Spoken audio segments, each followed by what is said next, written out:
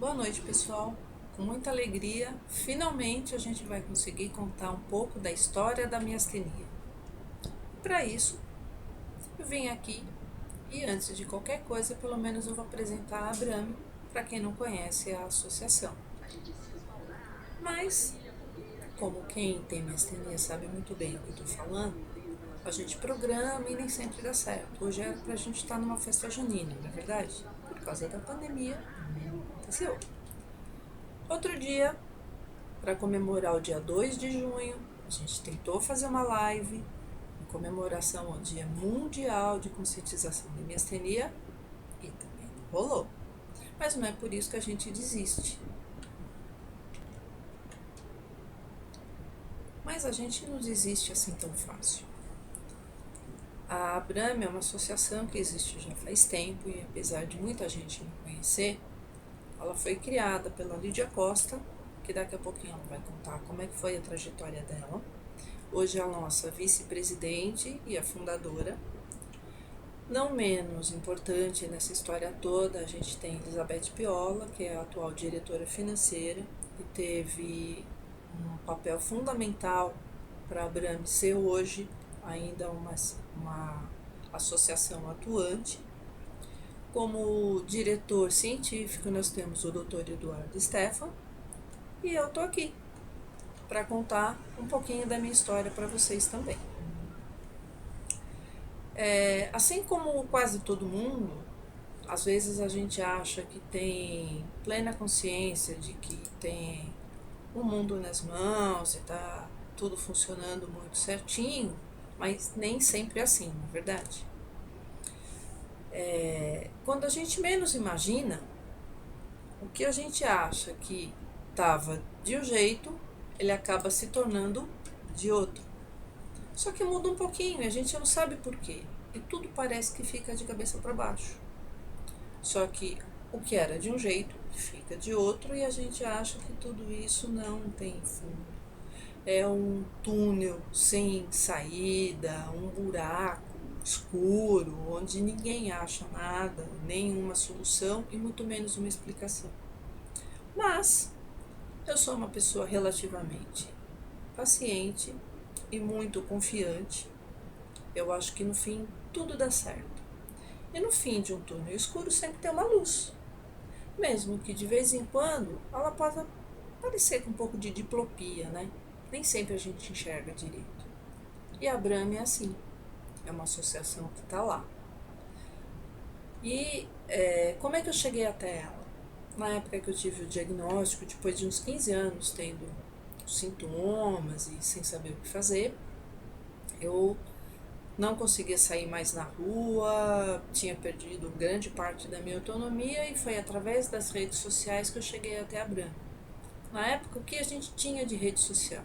Yahoo e Orkut, que hoje nem os grupos, as comunidades do Yahoo existem mais e nem do Orkut.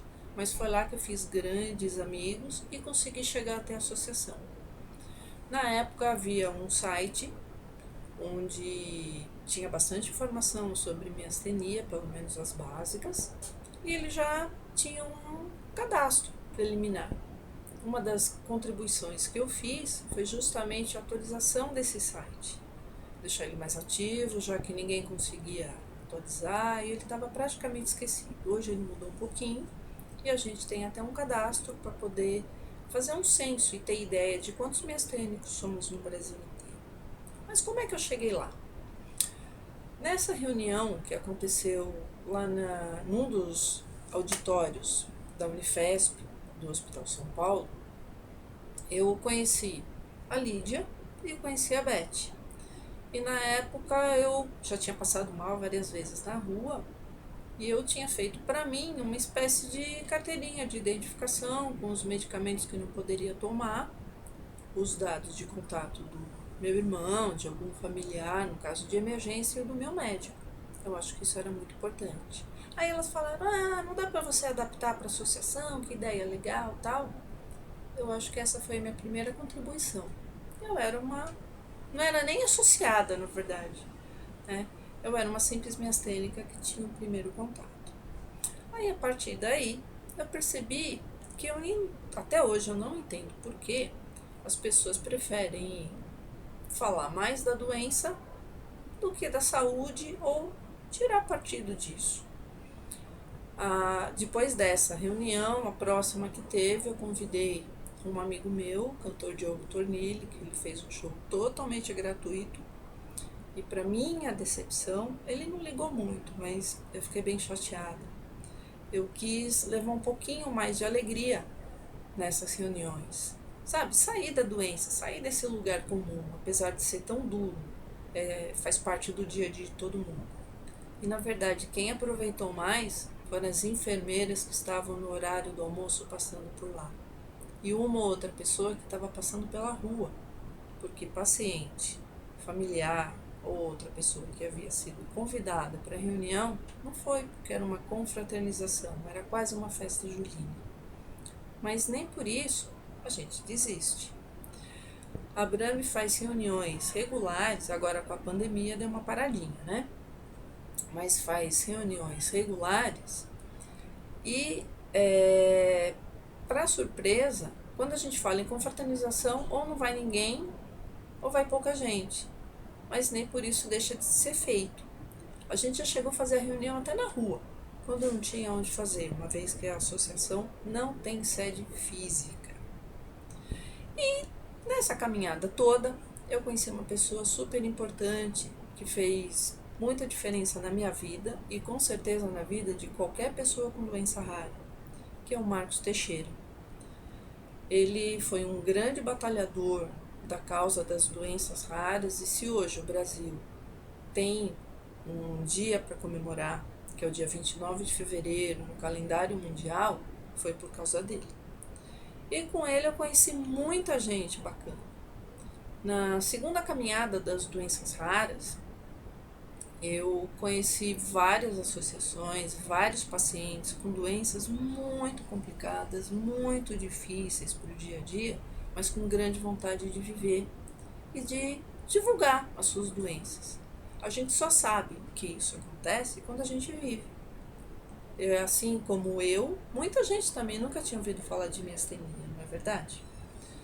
E lá eu conheci algumas pessoas super especiais e comecei a participar de alguns seminários. A gente saía para divulgação de doenças raras em seminários esporádicos, em universidade, em alguns lugares de público aberto, universidade, evento, onde precisasse.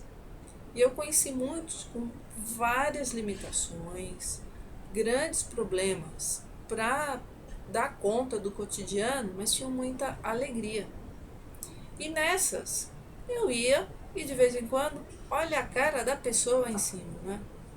Mesmo com essa cara de pastel, como eu costumo dizer, a miastenia, de vez em quando a gente fica sem mímica facial, tem dificuldade para sorrir, para abrir os olhos, mas nem por isso a gente morre. Então tem que ficar parado. Então vamos aproveitar com o que sobrou. Eu não quero saber, eu mando ver.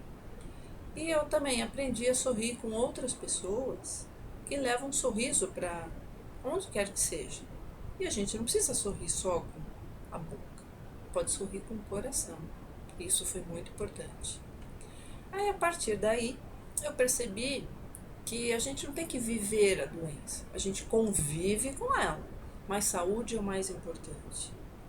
E essa parte é que eu gostaria de passar para todo mundo.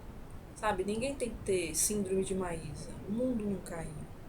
Miastenia é uma das melhores doenças para se ter, raras, se bem que eu acho que ela é mais desconhecida do que rara, porque miastenia a gente pode estar bem num dia, mal no outro, ruim no mesmo dia e no mesmo dia tem as oscilações, como todos nós sabemos.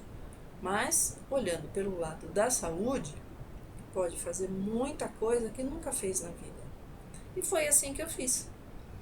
Num primeiro contato, quando eu ainda estava mais ativa no ambulatório e na sala de espera da neuromuscular do Hospital São Paulo, eu tive contato com algumas pessoas de cuidados integrativos.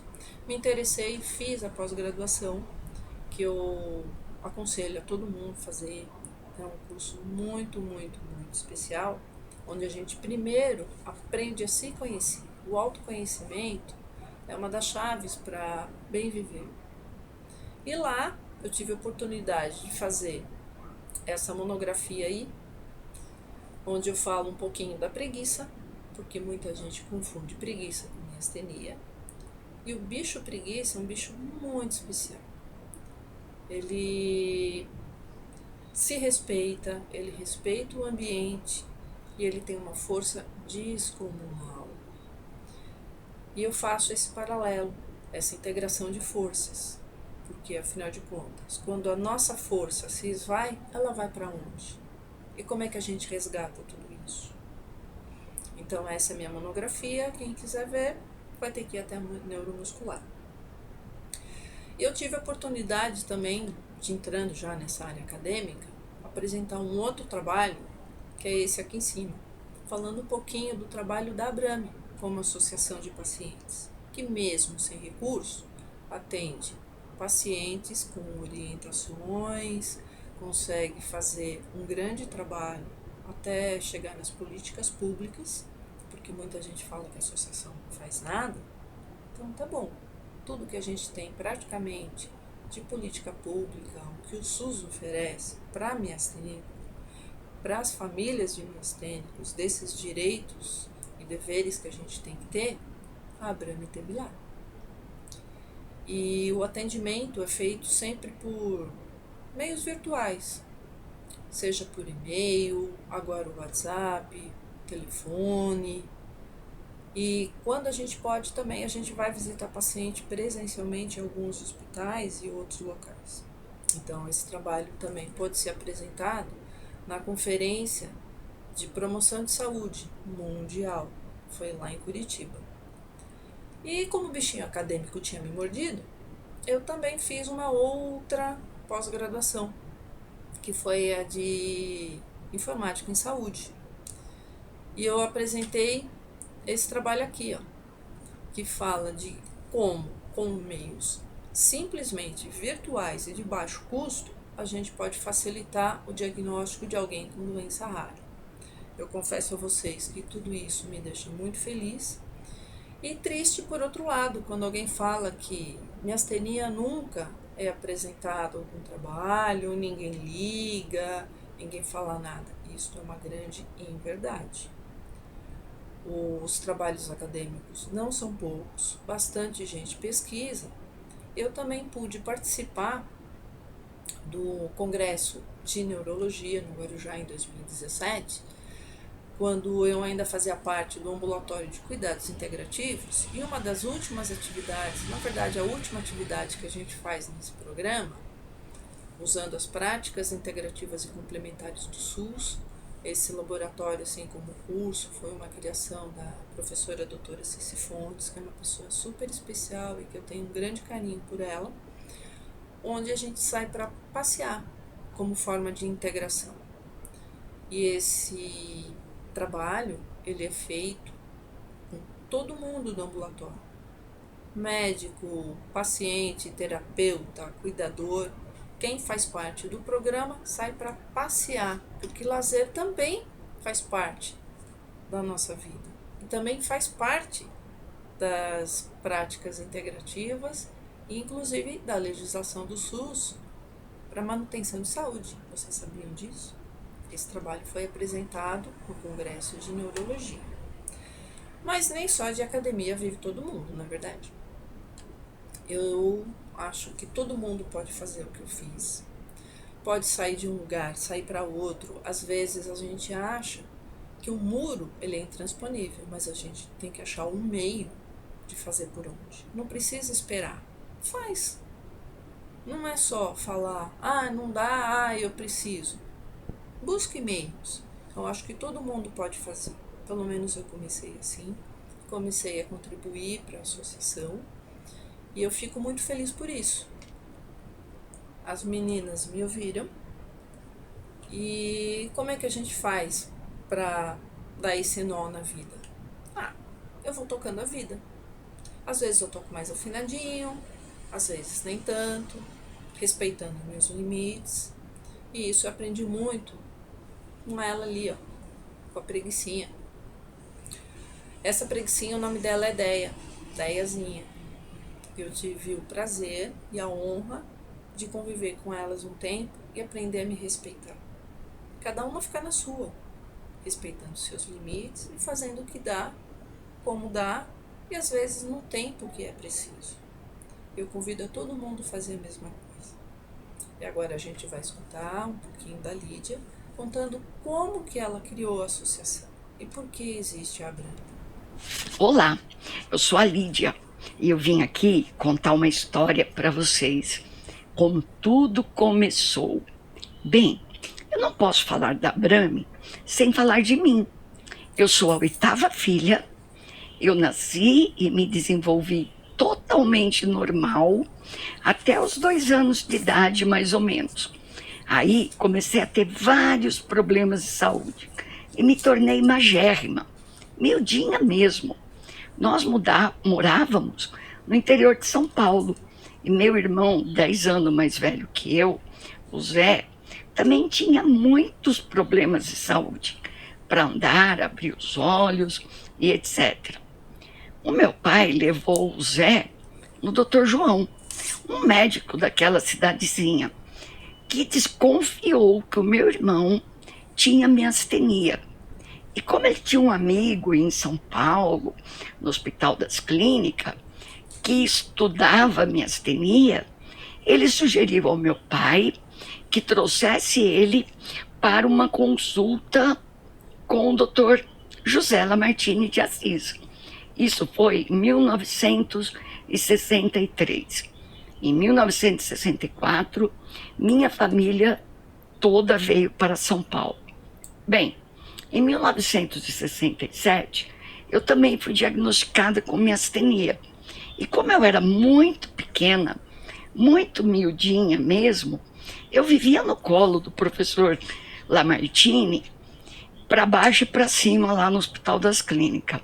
Até porque só tinha eu com diagnóstico fechado de miastenia, com 6 anos de idade. E ele tem um filho da minha idade. O que é que se sabia de miastenia naquela época? Nada, ou quase nada. Ninguém falava em congênita, autoimune, refratária, muito menos em anticorpos. Então, eu fui tratada com o que se tinha de melhor. Muito corticoide, Mestinon e Mitelase. E muito carinho pela equipe médica do professor Lamartine. Assim, quando eu fiz 18 anos, eu fiz a timectomia. Isso foi em 1979.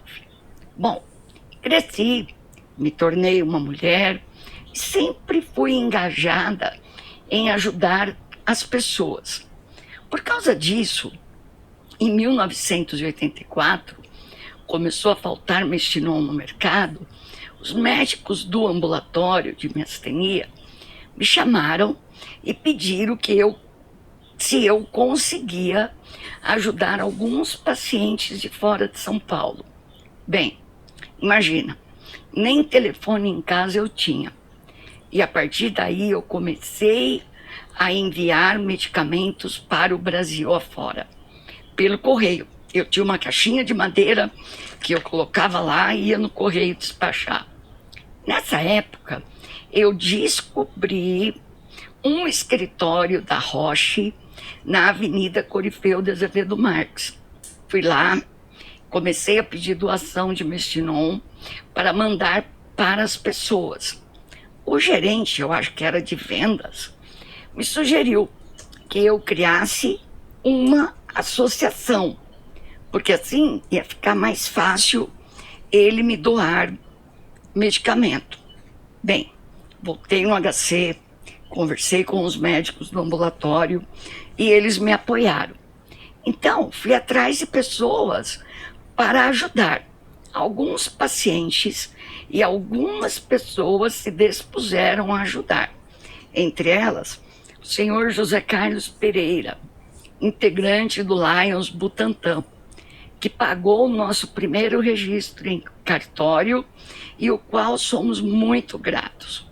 E assim, em 4 de dezembro de 1984, nascia a Associação dos Miastênicos do Brasil.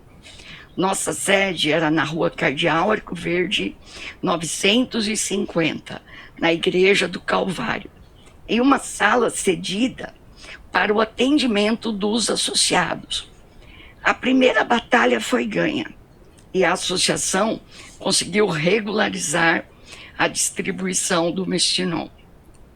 Toda terça-feira à tarde, eu dava plantão lá na sede. Com isso, eu comecei a ter bastante dificuldade de subir nos ônibus. Na época, nós entrávamos pela porta de trás e descia pela frente. Quantas vezes eu caí por demorar a subir e o motorista saía com um ônibus e me derrubava.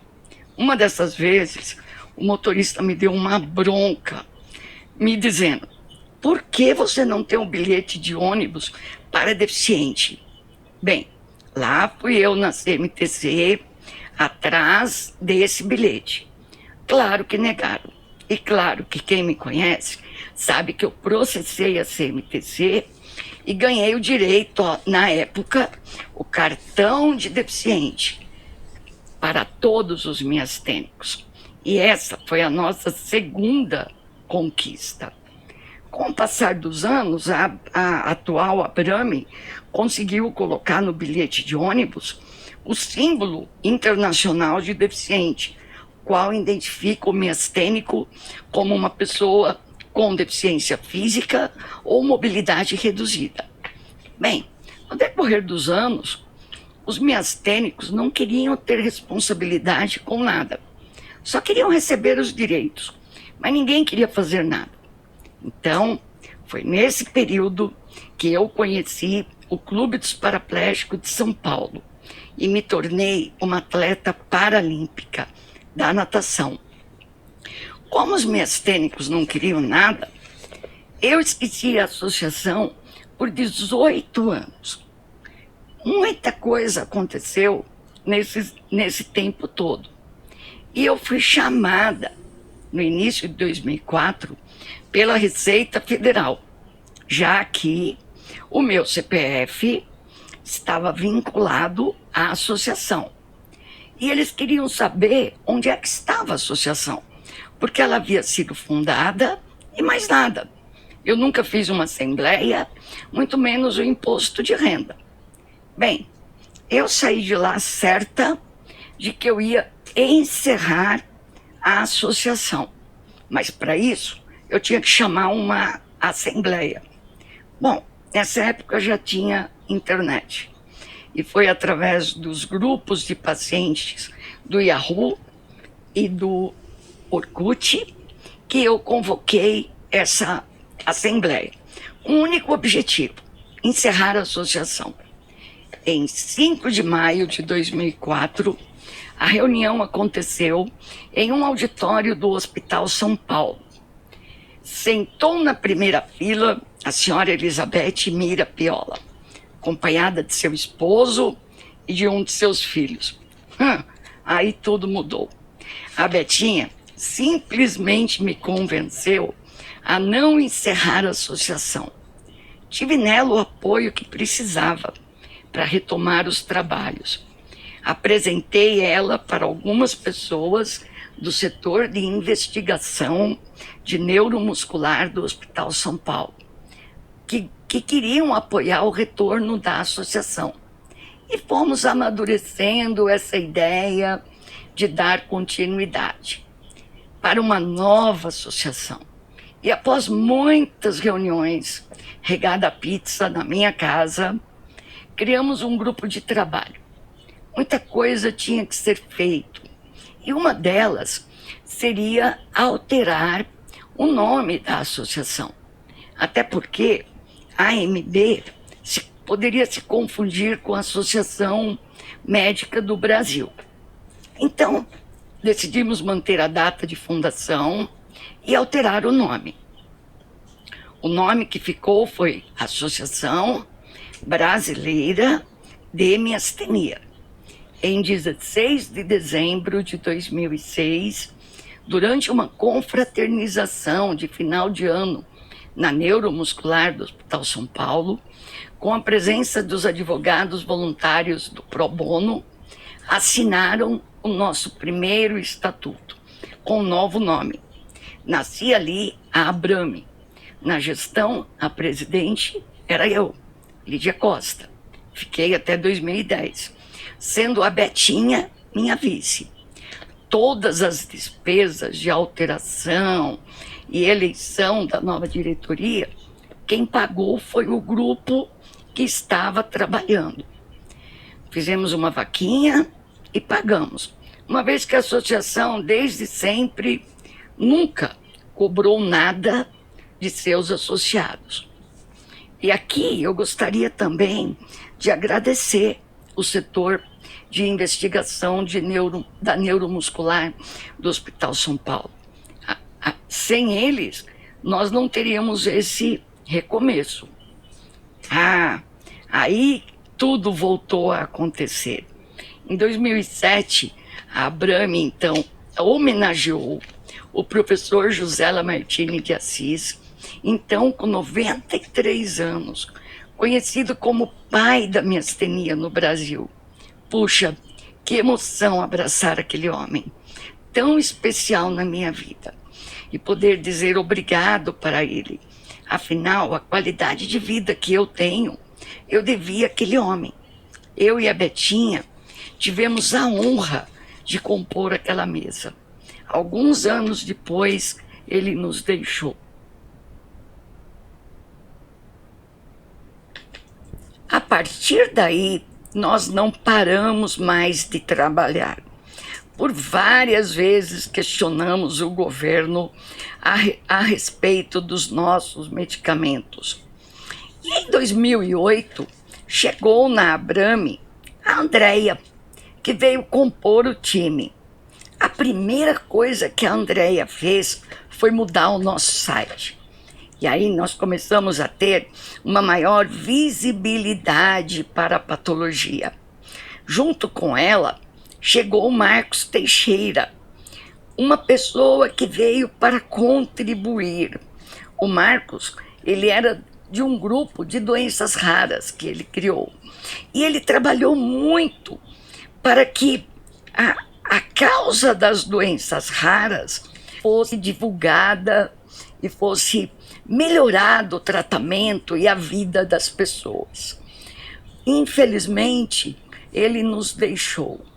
Mas a Andréia continuou seu legado e tudo que é feira de eventos, de faculdade, lá estávamos nós.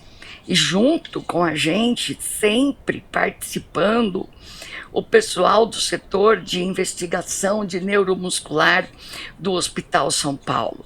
Grandes parceiros da Abrame, inclusive ainda hoje.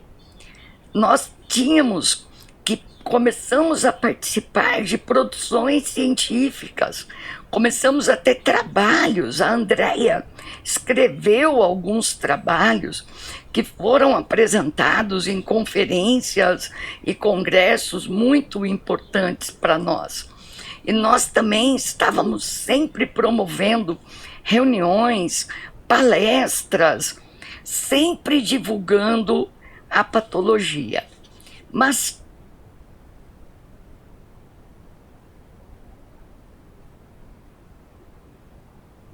a maior conquista da Abrame, sem dúvida nenhuma, foi em 2010, quando conseguimos o nosso protocolo clínico de diretrizes e tratamentos.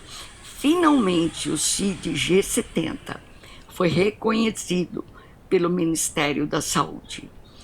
Entre muitas associações que estavam lá, somente 25 conseguiram ser reconhecidas. E a Abrame, a miastenia, estava entre elas. Em 2015, a Abrame participou da primeira atualização do protocolo, sendo a única associação de pacientes a participar da reunião no Ministério da Saúde. Nós realizamos também o primeiro encontro de miastenia. Ao lado da Betinha está sentada a senhora Cleusa Miguel, membro da Secretaria Nacional de Saúde. Foi ela que lutou para que o nosso protocolo fosse criado. Fica aqui o nosso agradecimento a ela. E a partir daí não paramos mais. Nós descobrimos que não existe um censo de quantos miastênicos nós somos. Então havia necessidade de um cadastramento dos miastênicos. E no começo nós fazíamos manual mesmo.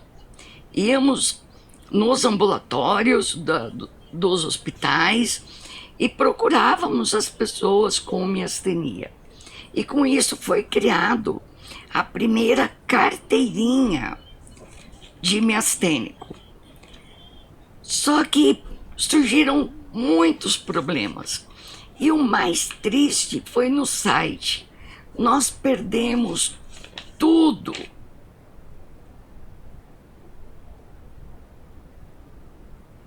Realizamos também um encontro em comemoração ao Dia Estadual do Miastênico. Em 2018, novamente tivemos problema com o Mestinon. Dessa vez, pela facilidade de comunicação pelos grupos de pacientes na internet, o problema tomou uma forma gigantesca. A Abrame, sempre atenta às necessidades de seus associados, foi atrás do laboratório, que acabara de comprar o Mestinon. Acelera.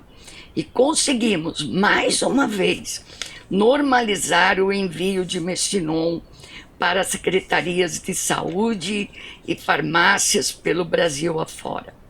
O próximo passo foi fazer um novo cadastramento dos miastênicos e lançamos o nosso aplicativo, totalmente gratuito para os associados com miastenia. Agradecemos de coração a todos que acreditaram em nosso trabalho, aqueles que colaboraram e esperamos de braços abertos todos que queiram trilhar esse caminho conosco. A Abrame é atualmente a associação de pacientes mais atuante do Brasil, embora seja basicamente virtual, uma vez que não tem sede física, porém consegue atender e concretizar, na medida do possível, a demanda de solicitações de pacientes em todos os estados do Brasil. Nós não temos sede fixa, porém, atendemos por telefone ou e-mail a todos que solicitam informação sobre a miastenia, sejam pacientes, sejam familiares ou profissionais da área da saúde ou não. A nossa diretoria, que foi eleita de 2018 a 2022, tem como presidente Andréia de Oliveira, de vice a Lídia Costa. A nossa diretora financeira é Elizabeth Piola e o nosso diretor científico, o Dr. Eduardo Stefan. E temos como contadora, desde 2006, cuidando de toda a nossa documentação junto à Receita Federal, a Daiane Paulon Sandoval, que faz todo o seu trabalho de forma gratuita. Obrigada a todos. E essa é a nossa história. Bem, deu para ver por aí que não é tão fácil assim, ou nem tão difícil, criar uma associação. Eu acho que o mais difícil realmente é manter. E a Abrame está aí, lutando desde 84, desde a época da AMB até hoje. e a gente procura fazer isso com o maior carinho, com a maior boa vontade e convida todo mundo a participar também das nossas reuniões. Se tiver alguma dúvida, pode entrar em contato. Não deixem de visitar o site. E a gente também aceita sugestões e incentiva quem localmente precisar que também contribua. Pode criar a sua associação. A Abrame ela não é única. Ela não quer ser a única no Brasil. Até hoje a gente sabe que existem mais duas. A ACEMI, que é a Associação Cearense de Miastenia, e uma outra associação em Aracaju. Só que dessa, infelizmente, a gente não tem mais nenhuma informação. E se vocês procurarem na internet, vão achar até a divulgação da criação, a abertura dessa associação lá em Aracaju, que foi dada num noticiário local e, infelizmente, a gente não tem mais notícia, porque a gente sabe que não é fácil. E agora que a gente já sabe como é que a associação foi criada, a gente vai falar um pouquinho com o Dr. Eduardo Stefan, que ele vai apresentar a história da miastenia. Eu tenho certeza que muita coisa, muita gente não sabe. Olá a todos, eu sou Eduardo Stefan, é um prazer participar aqui dessa live da Abrame, né, e falar um pouco sobre a história da miastenia gravis. Então, a miastenia gravis é um distúrbio de junção neuromuscular e, como todo distúrbio de junção neuromuscular, causa uma síndrome miastênica. Então, vamos só fazer uma breve introdução, explicar basicamente o que é a miastenia gravis, para depois contar como que brevemente como foi a história da miastenia gravis. Então, uma síndrome miastênica, classicamente, ela é composta por uma fraqueza muscular que é flutuante, que ora está melhor, ora está pior. Piora com uma série de coisas, infecção, alterações hormonais, alguns remédios, mas principalmente ela piora com esforço. Piora com o esforço do músculo que está cometido e melhora com o repouso do músculo que está cometido. E, além disso, as síndromes miastênicas elas podem afetar qualquer músculo, mas tem aqueles músculos que são mais facilmente acometidos, como, por exemplo, os músculos oculares extrínsecos, que servem para movimentar os olhos, né? Os músculos também para abrir o olho, principalmente o elevador da pálpebra, que faz a pálpebra ir para cima, e também os músculos da fala e da deglutição. Esses são os mais comuns. O músculo do tronco e dos membros também podem ser acometidos. Mas eu falei que afeta qualquer músculo, mas eu quis dizer que afeta qualquer músculo estriado. Musculatura lisa, ou seja, aquela de movimentação involuntária, não é acometida. Por exemplo, o coração, o músculo do estômago, o intestino, a bexiga, eles geralmente são poupados, na grande maioria das vezes. E há várias formas clínicas de miastenia e distintos miastênicas em geral, sendo a miastenia gravis a mais comum, que também tem os seus subtipos, né? A miastenia gravis. Estou aqui mostrando, né, um paciente miastênico, fraqueza ocular, né, um certo estrabismo, um olho tem um músculo que é mais forte que o outro em relação à movimentação de um lado, então tem esse desvio de um olho em relação ao outro. E aqui uma fraqueza da musculatura da face, da língua.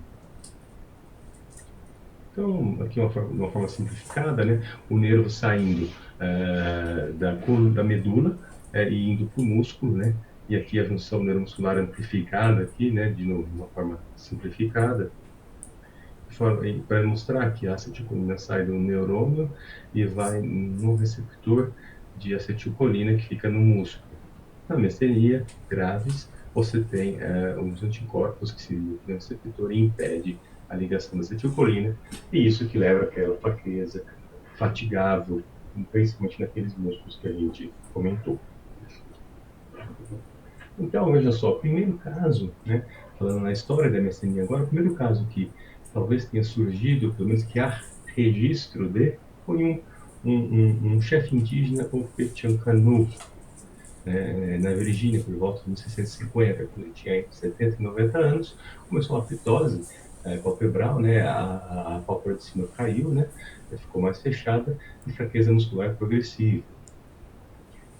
E havia relatos de flutuação dos sintomas, agora está melhor, agora está pior, e melhorava sempre com o repouso. Um quadro que parece ser típico mesmo de miastenia. Não há confirmação desse caso, né, óbvio, não foi nem visto por médicos, mas pelos relatos chegamos à conclusão que isso provavelmente era realmente uma miastenia. Relatos que foram levantados por Mosteller em 1988. Então, uma descrição de um dos indígenas da tribo, né, dizendo que o cansaço excessivo que ele desenvolveu destruiu sua constituição, sua carne ficou macerada, seus tendões perderam o tônus e a elasticidade. Estou mostrando aqui uma atrofia e uma certa flacidez dos músculos que quadros crônicos de miastenia um pouco mais grave acabam levando, né? As pálpebras eram tão pesadas que ele não podia ver a menos que fossem levantadas pelos ajudantes. Então tinha outros os assistentes que ou carregavam e também levantavam as pálpebras. E também, né, ele não conseguia andar. Um pouco depois, né, em 1671, Thomas Willis, um brilhante anatomista que também era muito naquela época ainda não existia o que hoje nós chamamos de neurologista, mas ele estudava bastante as funções do cérebro, inclusive é notório a sua descoberta do polígono de Willis, né, que leva o seu nome, que é a conexão dos principais vasos cerebrais. Então, ele descreveu já em 1951 que há pessoas que de manhã são capazes de andar com firmeza, de arremessar os braços de um lado para o outro, de pegar qualquer coisa pesada, mas antes do meio-dia, ou seja, por um período curto, os estoques de espírito fluido para o músculo são gastos e então ficam escassos para movimentar os membros. Eu tinha essa teoria que havia um espírito fluido que circulava pelo corpo e que conforme você movimentava ele gastava, e por isso, né, talvez esses pacientes com essas características teriam uma diminuição desses fluidos, e isso seria a explicação da doença. Ele chamou essa doença de paralisia espúria, né, como se fosse uma falsa paralisia, uma pseudo paralisia, porque ora estava paralisado, ora não estava. Então ele coloca que estava cuidando de uma mulher, né, prudente e honesta, que por muitos anos tem sido molestada por esse tipo de paralisia espúria.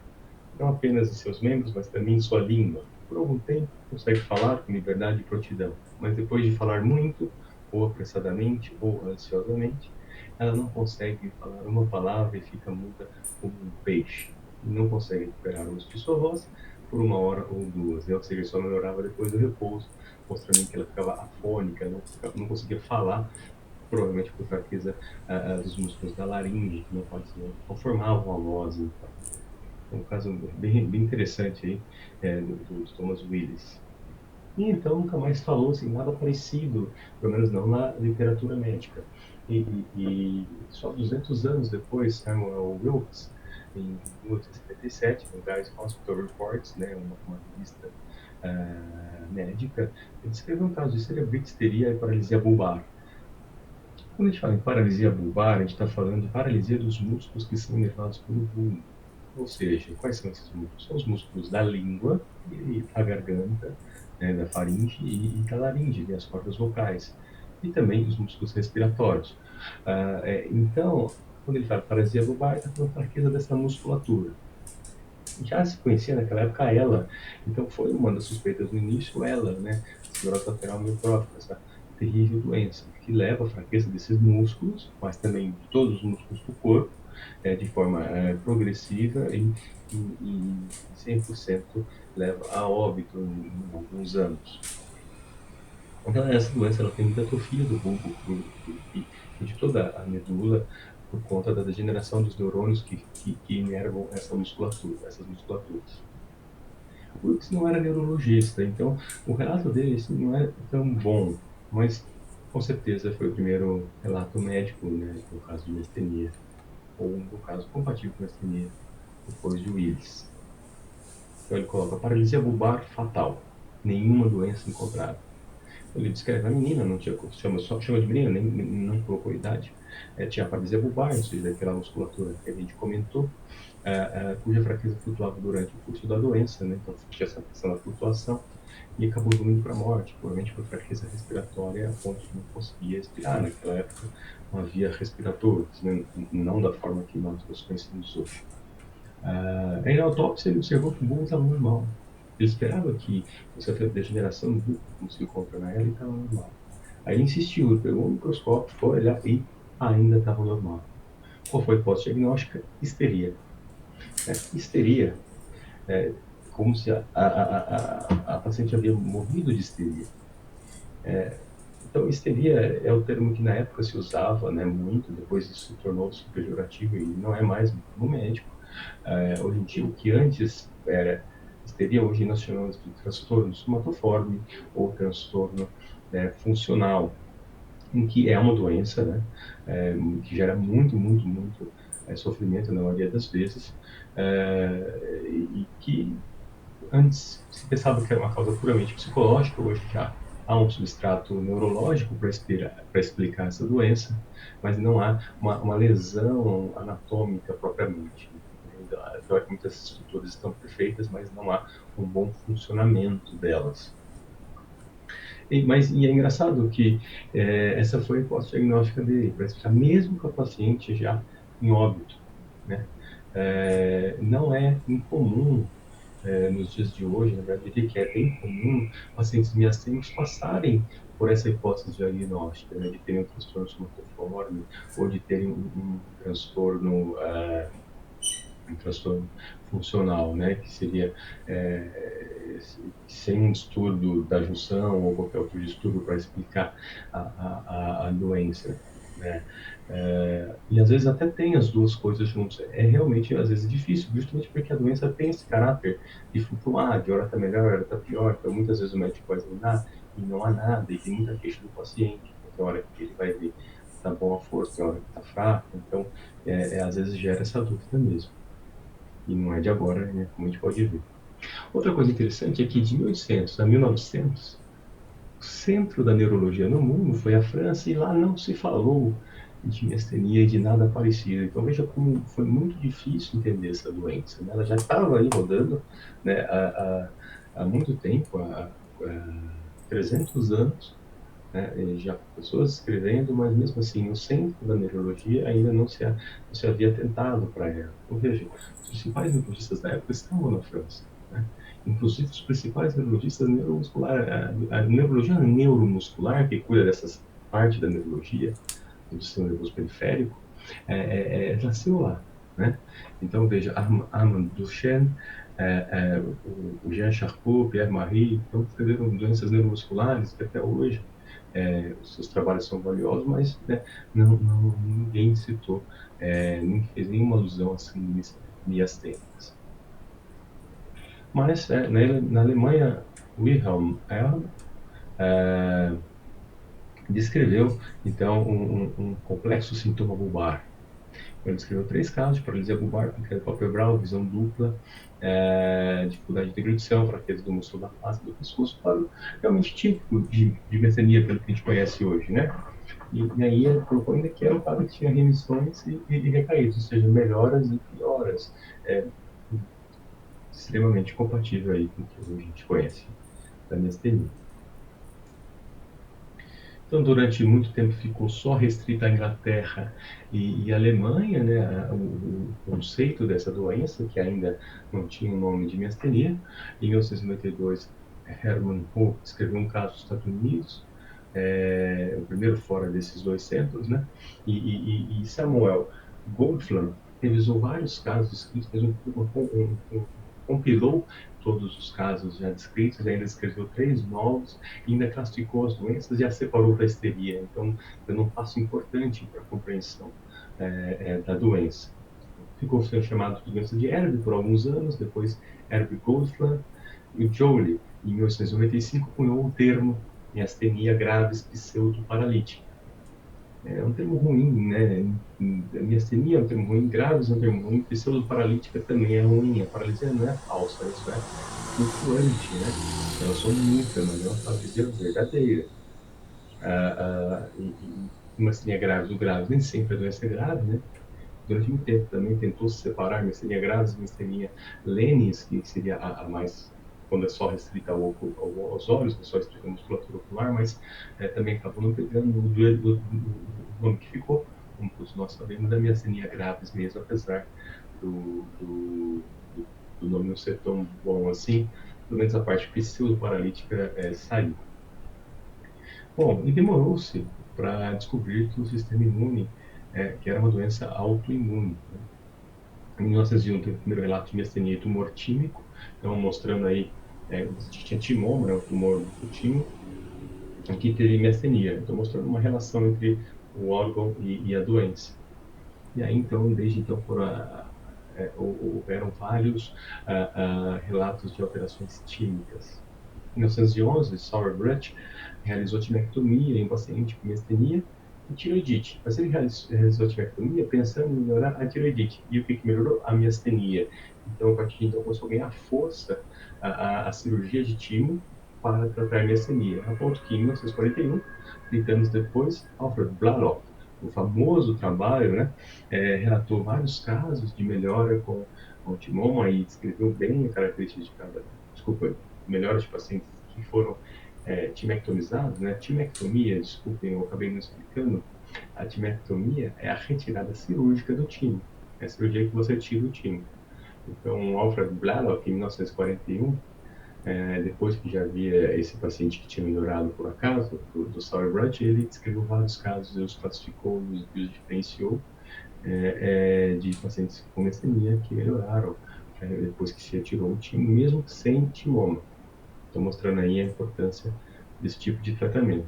Simpson e Nastrup, em 1959 e 60, propuseram, né, em diversos papers, mas em um trabalho específico famoso também, e propuseram, então, a causa autoimune da doença. Eles associaram várias características, mesmo sem uma comprovação, eles chegaram à conclusão que só poderia ser autoimune, a doença que até então havia grandes dúvidas, mas a partir desse trabalho foi ganhando mais força essa teoria, até que no final da década de 70 descobriu-se o anticorpo antireceptor acetilcolina.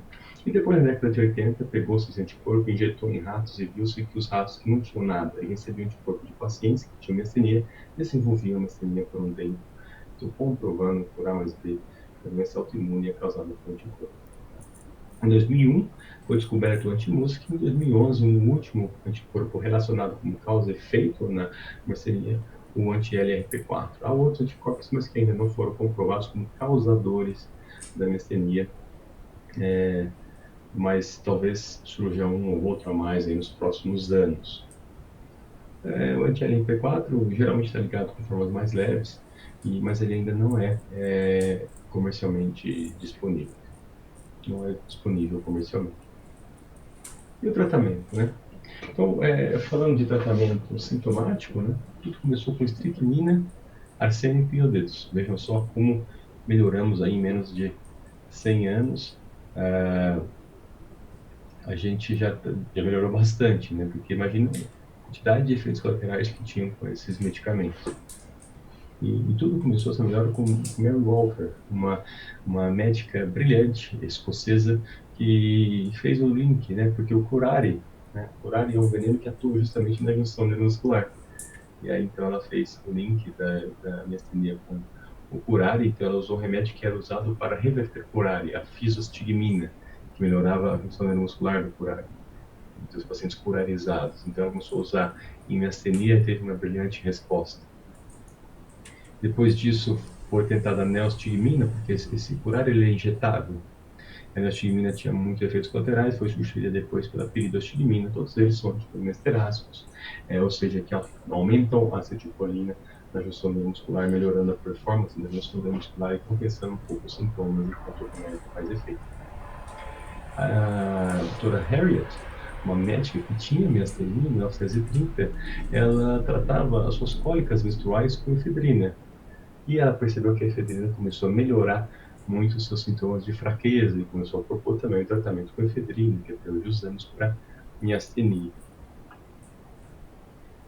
Em 1970 começou a se usar prednisona, azathioprina e plasmaférese com uma maior evidência. Em 1980, imunoglobulina e ciclofosfamida entraram no nosso arsenal terapêutico.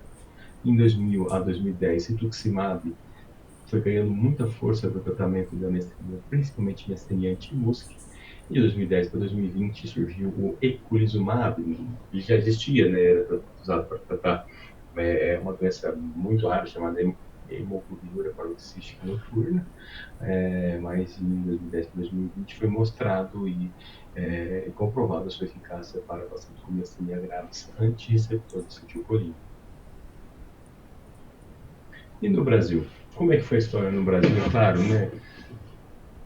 Tentando fazer uma apanhada assim breve do que foi no Brasil, provavelmente estou cometendo algumas injustiças, esquecendo de alguém, mas os mais importantes eu acredito que esteja aqui. Então, o primeiro relato de miastenia no Brasil, em 1915, o professor Johannes Van Pree, num congresso de neurologia, fez um relato sobre um caso que ele tratou, que era um caso de miastenia. Em 1945, o professor José Lamartine, grande professor José Lamartine, eu não conheci, mas desde que eu estou no Hospital das Clínicas, é um professor muito reverenciado por todos da neurologia, principalmente aqueles da área da neuromuscular, em especial da miastenia. Então, ele que fez a primeira tese sobre o assunto, né, em 1945, 1950, ele criou o primeiro ambulatório e serviço de estudo no país, também no Hospital das Clínicas. Na década de 50 ocorreu a primeira timectomia, que vem antes do uso do corticoide para cá. Primeiro começou a fazer a cirurgia do timo, depois começaram a usar o corticoide. A partir da década de 60, foram surgindo diversos centros pelo país, né? Hoje em dia, acredito que as grandes capitais, as grandes cidades, todas têm pelo menos um centro que trata miastenia, ou então, mesmo que não seja um ambulatório de miastenia, um ambulatório de doenças neuromusculares que também cuida de miastenia.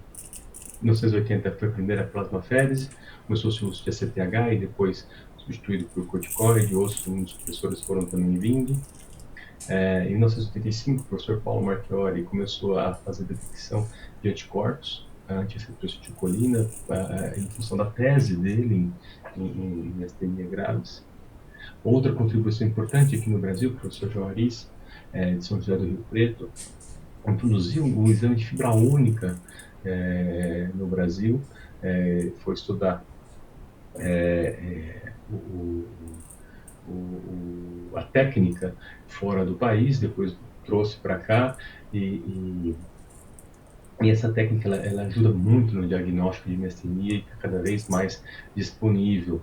E temos aí um pioneiro aqui no país, inclusive recentemente escreveu o guideline de fibra única junto com Sanders e com Straub, que são os criadores da técnica.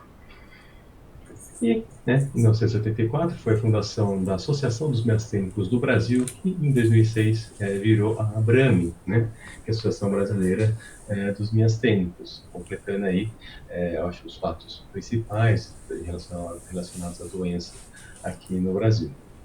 Então, esse é um breve histórico da miastenia. A grande intenção aqui era mostrar como nós estamos evoluindo, como as coisas vão surgindo, e que muitos problemas que se enfrentam até hoje, os pacientes com a doença, estão cada vez com mais ferramentas para serem tratados, né? Então é isso. Um abraço a todos, espero que tenham gostado e até a próxima. Então, gente, é mais ou menos isso. Eu acho que a gente conheceu aqui um pouquinho da história da miastenia, das particularidades, dificuldades e, vamos dizer, quase que facilidades e progressos que essa patologia acabou ganhando ao longo do tempo, né? E para encerrar, pelo menos o nosso encontro de hoje, eu peço a todos, né, que como sempre, todo ano, a gente faz uma prestação de contas, normalmente na primeira ou na segunda reunião do ano, Esse ano, por causa da pandemia, a gente não fez a nossa reunião presencial, então eu vou deixar um link aqui embaixo. Eu vou pedir para quem assistir essa live para assinar essa lista de presença, porque a gente precisa regularizar essa questão legal da associação e a gente precisa dar entrada no cartório da nossa Assembleia Ordinária. Nesse caso, especialmente por causa da pandemia, a gente vai fazer online. E como sempre, não é questão de passar sacolinha, mas a gente pede sempre alguma doação e um entendimento de quem pode, né, contribuir com qualquer valor.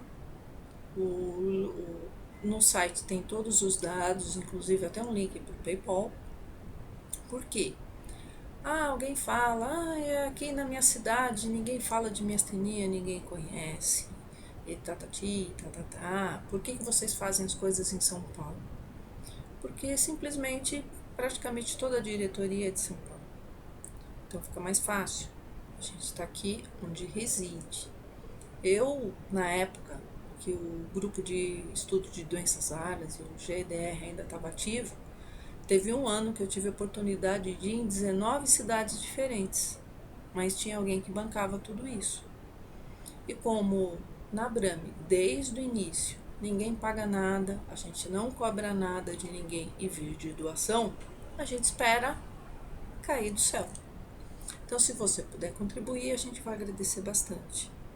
Só para vocês terem uma ideia, o cadastro e esse sistema novo, o aplicativo que foi feito para substituir, vamos dizer assim, a antiga carteirinha impressa, foi da ação de uma empresa que prefere até hoje se manter anônima, porque quis simplesmente fazer um bem ao próximo. Não quer divulgação de nada, não quer aparecer, e assim como algumas poucas pessoas fazem o mesmo. E é com essa verba que a gente vai para algum lugar. Quando falta medicamento, a gente vai ver por que está faltando medicamento. Porque eu não estou recebendo do INSS. Eu sei como é isso, eu também não. E assim como acontece com praticamente todos que têm miastenia, a diretoria também passa por internação hospitalar, dificuldade para receber medicamento. O HC não me entregou. Tem que saber por quê. Tem horas que o governo não tem verba. Às vezes a gente tem alguma doação de alguém, sei lá. Teve uma vez que alguém doou uma quantidade grande de Mestinon e a gente distribuiu. A gente faz isso nos centros de referência, pelo menos aqui em São Paulo, onde a gente pode levar e a gente visita. Não é uma associação, apesar de ser virtual, que faz as coisas só virtualmente. A gente vai em farmácia, vai em ambulatório, participa, como vocês puderam ver, de alguns ambulatórios e serviços regulares de atendimento para miastenia. Às vezes vai visitar alguma pessoa, vai levar alguma orientação e acolhimento para alguma família, com algum parente internado. E tudo isso custa dinheiro. Então, quem puder contribuir, a gente agradece. E em breve a gente vai ter a próxima. Quando? Não sei, sempre será surpresa, assim como tudo é na miastenia. E provavelmente a gente vai falar um pouquinho do cadastro e da importância disso. Eu sei que bastante gente está tendo dificuldades para enviar documento, preencher o formulário e a gente vai fazer isso junto. Então, provavelmente a próxima live vai ser a respeito do cadastro. Agradeço a presença de todos, a compreensão e a gente aceita a sugestão, sim. Visitem o site da Brame. Qualquer coisa, os nossos dados para contato estão lá. Até mais!